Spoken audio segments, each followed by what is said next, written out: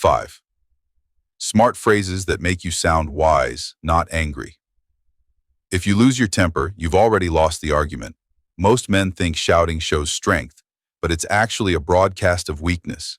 It tells the world you're easily manipulated by your emotions. A true commander doesn't need to raise his voice to be heard.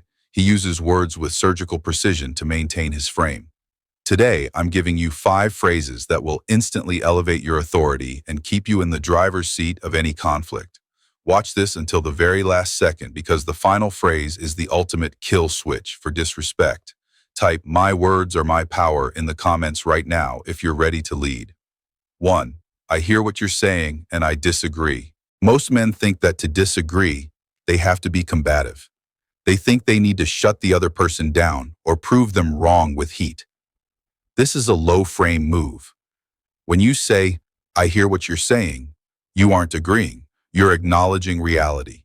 You're showing that you are secure enough to listen without being threatened. You are signaling that you have processed their input, which prevents them from claiming you aren't listening. Then the second half, "and I disagree." Notice what's missing? There is no "I'm sorry," no "I think maybe," and no long-winded justification. You are simply stating your position as a fact. This phrase is a cornerstone of the lead protocol. It allows you to hold your ground in a relationship or a business meeting without becoming a nice guy who folds or a jerk who explodes. You become the immovable object. By acknowledging their point first, you strip them of their defensive weapons. And by stating your disagreement clearly, you maintain absolute authority. This is how you lead without being a tyrant. You acknowledge the world around you, but you remain the final judge of your own actions. 2. That's an interesting perspective. Help me understand how you reach that conclusion. When someone insults you or makes a ridiculous demand, your reptilian brain wants to snap back. Don't. Instead, use this phrase to flip the script. By asking them to explain their logic, you are forcing them to move from an emotional state into a rational one. Most people don't have a logical reason for their outbursts. They are just reacting to their own internal chaos. When you ask them to help you understand, you aren't being a student. You're being an investigator. You're putting the spotlight on their flawed logic while you remain the calm observer. This is the ultimate high-frame move. It shows that you are so unbothered by their words that you are actually curious about their thought process. It makes you sound wise and composed while they scramble to justify their nonsense. Inside the lead protocol, we call this the mirror. You aren't fighting their fire. You're just holding up a mirror so they can see how ridiculous they look.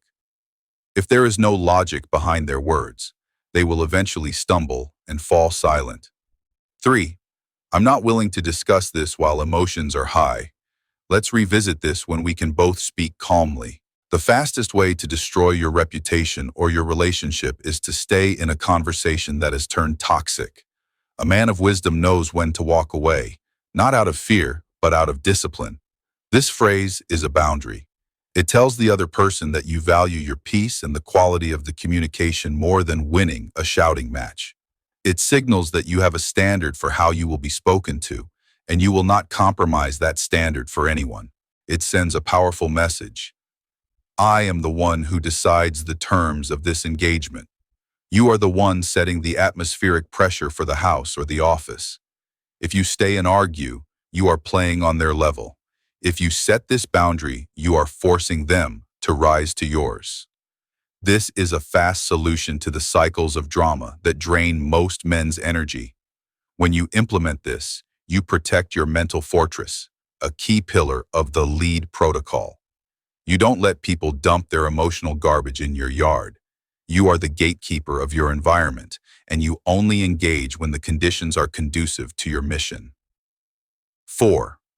What is the specific outcome you're looking for right now? Conflict often happens because people are just venting or complaining without a goal. As a leader, your job is to drive toward a result. When someone is coming at you with complaints or hidden aggression, cut through the noise with this question. It forces them to stop the emotional spiraling and state an objective. It moves the conversation from feelings to function. If they don't have an outcome, the argument usually ends right there because they realize they are just making noise. If they do have an outcome, you can now address the problem logically rather than emotionally. This phrase makes you sound incredibly wise because it shows you are a man of action and purpose. You aren't interested in the drama. You're interested in the solution.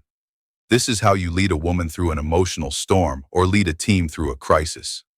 You become the North Star that keeps everyone focused on the mission. A man who focuses on outcomes cannot be distracted by petty grievances. 5. I've noted your feedback. I'll give it the consideration it deserves. This is the ultimate phrase for handling critics, haters, or overstepping relatives. Most men feel the need to defend themselves or explain why the critic is wrong.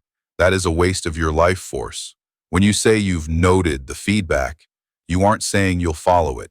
You are simply acknowledging that the noise happened. You are refusing to give them the emotional payoff of seeing you get defensive. The phrase, "I'll give it the consideration it deserves," is a masterpiece of subtext. If the feedback is garbage, it deserves zero consideration, and that's exactly what you'll give it. But you've handled it with such grace and calm that the other person has nothing to latch on to. You haven't given them an in to start a fight. You've closed the door. In the lead protocol, we teach that a commander's energy is finite. Don't spend it defending your choices to people who haven't earned the right to have an opinion on your life. Your life is an empire. You don't take advice on how to build it from people who are still living in the ruins of their own. 6. The psychology of silence. Beyond the phrases, the greatest weapon in your arsenal is the silence that follows them.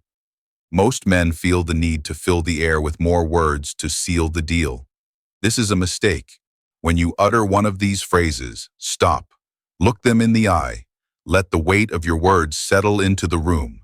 Silence is where your authority lives. It forces the other person to sit with their own behavior. If you speak too much, you are seeking approval.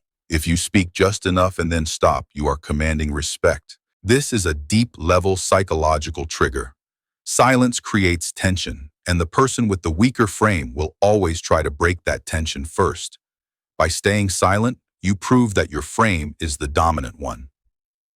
We spend significant time on frame endurance within the lead protocol because it is the difference between a man who is trying to be alpha and a man who simply is the authority.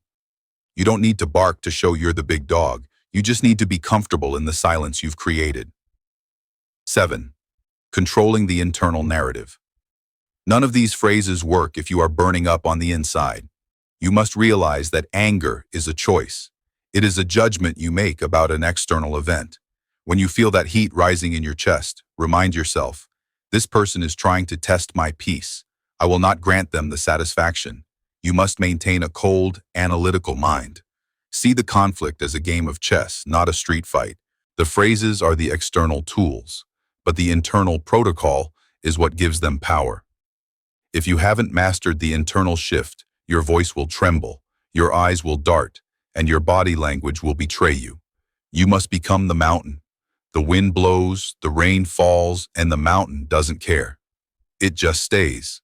That is the essence of masculine wisdom. When you are grounded in your purpose, the words of others become like pebbles thrown at a tank. They might make a sound, but they don't leave a dent. The conclusion. The man who controls his tongue controls his destiny.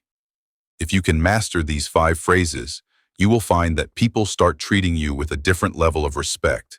They will see you as a man who is grounded, wise, and ultimately, a man who is in charge. But remember, words are only the surface. True authority comes from the internal shift, the shift from being a reactive boy to being a decisive commander. If your current relationship or work life is a constant battleground of disrespect, it is because you haven't established your frame. The lead protocol is the system we use to help men rebuild that frame from the ground up. It's the tactical blueprint for emotional mastery. Type "I lead, she follows" in the comments if you're ready to take the wheel and stop being the victim of other people's moods. Stand tall, stay steady. Honor your life by choosing excellence every day.